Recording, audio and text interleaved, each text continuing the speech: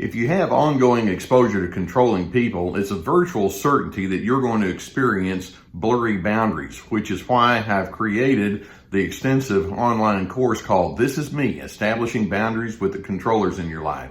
There's a link below that will give you all of the details, and I hope that you would find it therapeutic.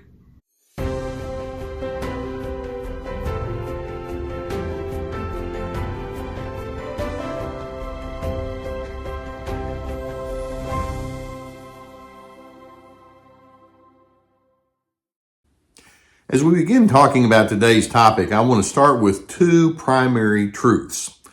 The first truth is conflict happens. The longer you are engaging with a person, and this is in your own personal home or extended family or with friendships or certainly in a work setting or beyond, you're going to have disagreements, and there are going to be moments where you feel frustrated and you need to talk things out. Conflict is simply going to happen, and it's something that has to be addressed. Truth number two is narcissists, unfortunately, are so committed to their false self that when you try to call them out or discuss with them their role in the conflicts, they're not going to have anything to do with it, at least not of a positive nature. And so they can be very difficult when it comes time to saying we need to discuss what might be going wrong or what might be difficult between the two of us. Now, one of the things that I've done throughout my career is I've had many anger workshops where I walk people through the healthy versus unhealthy ways of managing anger. And the healthiest way that you can manage your anger is to have assertiveness. I'm one of these that says I am not about to let a narcissist or anyone else set my pace. If they want to be aggressive, if they want to be harsh and all, I'm not going to jump in and be every bit as dysfunctional as they are. When we have assertiveness, we're talking about you wanting to stand legitimately in your needs and your convictions, and you want to have those needs and convictions incorporated inside the relationship. That's valid. Also, in your assertiveness, you're wishing to convey that you want to be respected. That too is valid. Also, as you're assertive, it's your way of saying, I'm not playing some sort of enabler role towards another person's bad habits. I'm not going to do that. Likewise, it's your assertiveness is your way of refusing to receive that other person's invalidations. You want to steer the relationship away from dysfunction and toward healthiness. That's part of assertiveness. And sometimes you just need to stand up, hear yourself stand up and speak on your own behalf, even if that other person isn't going to go along with you. Healthy assertiveness involves you taking a stand in a clean and constructive kind of way toward the other individual, and you do so with a show of dignity and respect. Ideally, whenever you're being assertive, it means that each person can walk away with their own dignity remaining intact. That's how assertiveness works. And by the way, turnabout's fair play. If the other person needs to be assertive with you, you'll receive that, and there can be a clean exchange of thoughts and feelings and information. I want you to think, how commonly is it that the narcissist in your life is going to say, yeah, that sounds like a great idea. Sign me up. I'll do that with you. No, the fact is, I go back to the notion they're living so much inside a false self that when you say, hey, something needs to change or there's some adjustments we can make, they become ridiculously thin-skinned. The defensiveness of these individuals is so strong, and it makes you wonder, what are you so afraid of? And of course, they're afraid of rejection. They're afraid of being wrong. They're afraid of acknowledging a need. There's all sorts of fears that they operate with. That's that defensiveness. Narcissists lead with irrational emotions. They like to think of themselves as being the gold standard for whatever it is that they stand for, when in fact, there's such a lack of common sense in the way that they engage. There's an irrational, illogical way that they're going to respond to you.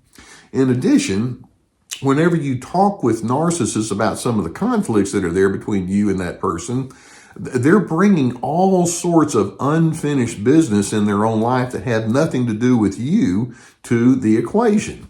And you may say something about a change that needs to happen or a misinterpretation, and they may just be thinking, I've had this happen to me so many times, and you're going to be the one that's going to pay for all of it. It's like, I'm just talking about something that happened 5 minutes ago. Come on, work with me. It's like, no, I've got way too much hurt that I'm sitting on. Of course, they can't see that, but there's much unfinished business that they bring to the equation. And in addition, whenever you say, I'd like to talk with you, immediately they're going to take that as a competition. Game on. And it's like one of us is going to win, one of us is going to lose. And you're thinking, I'm not playing a game. I'm not trying to win. I don't want to lose. I just want us to have an exchange of two human beings who care about the well-being of each other. They can't do that. They're going to resort instead to childish temper tantrums and pouting. And in their moments of conflict with you, you're going to get to see exactly what level of maturity or not they operate with. Now, the risk that you have as you try to be assertive with narcissists is that they're not just going to sit there and take it and standing still. They can actually, when they say game on, they can try to make your life miserable just for the very fact that you have separate thoughts and feelings and interpretations. Part of the risk is they are very prone to becoming verbally abusive. They're not at all bashful about shoving insults at you or exaggerating interpretations that you might have and coming on with a very strong and overpowering way of talking with you.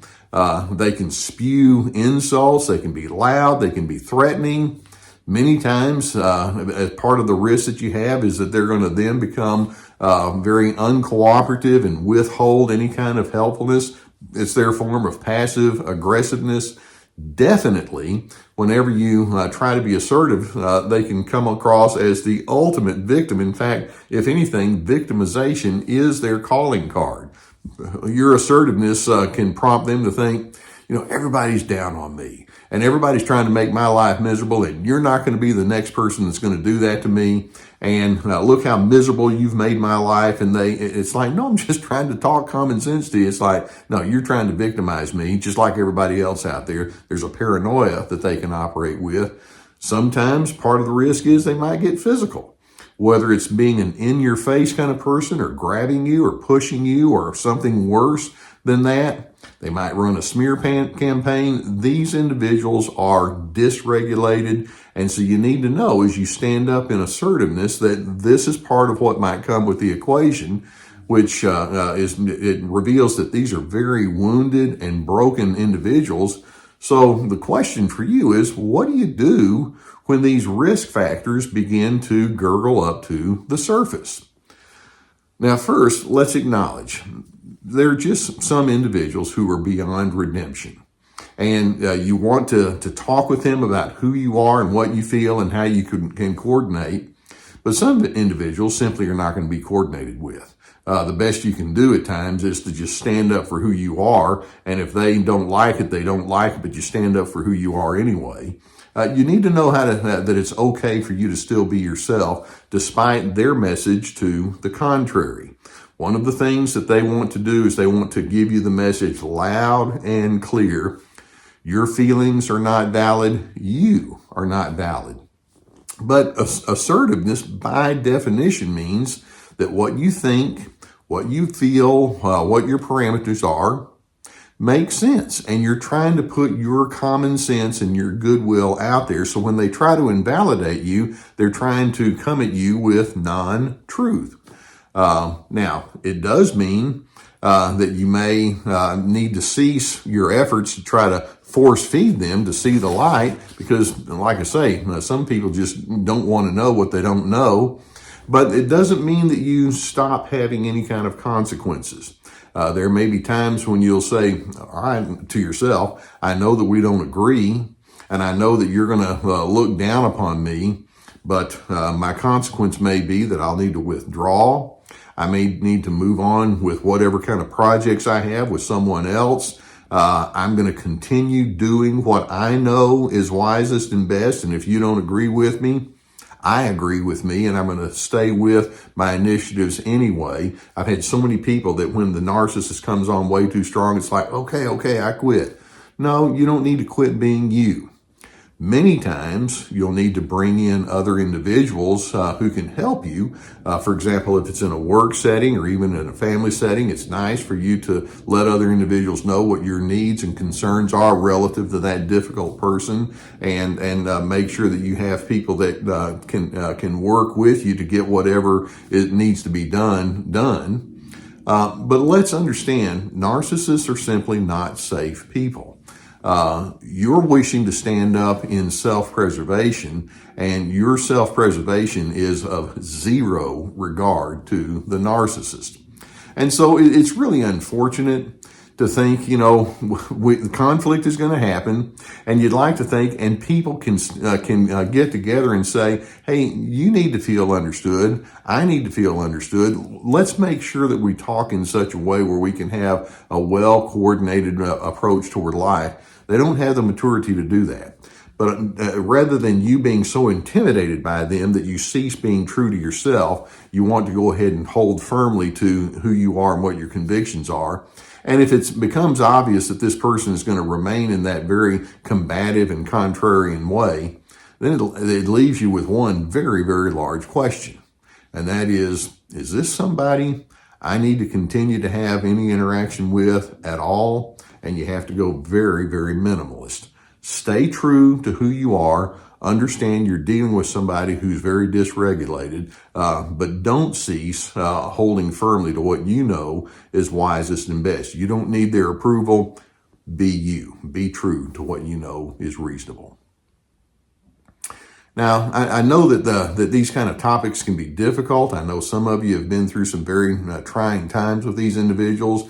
We have more videos that can come along and help you with respect to that. So if you've not already hit the subscribe button, I would encourage you to do so. I'm so glad that I get to be on your journey with you. It could be that as you're dealing with these conflictual circumstances that you might need some assistance. We have an online sponsor. The link is below that can take you to a whole team of therapists who can help you sift through it. And you can select somebody that you believe can help you and can help you in the therapeutic process. So like I say, if the need is there, go below and check out our sponsors' assistance there. In addition, I have courses, and they're a multitude of lessons, video lessons with written material and therapeutic questions that go along with it. It'll walk you through how to manage these kinds of situations. One is This Is Me, and would probably be quite apropos to our topic today. It's about establishing your boundaries with the individuals. Another is Free to Be, about finding yourself despite another person's control. And then we have more courses that are on the way very soon. Assertiveness is a good word. Not to the narcissists. They're very aggressive, either openly aggressive or passive aggressive. But assertiveness means that you know who you are and what you stand for, and you'll stay inside your truth and you'll stay inside your convictions and boundaries. And if the other person is not willing to go there with you, that's a commentary about who they are. Stay true to who you are. Practice self-care, because I'm hoping that you can be a person of both wisdom and discernment. And most of all, that it can lead you to your moments where you're able to find true peace.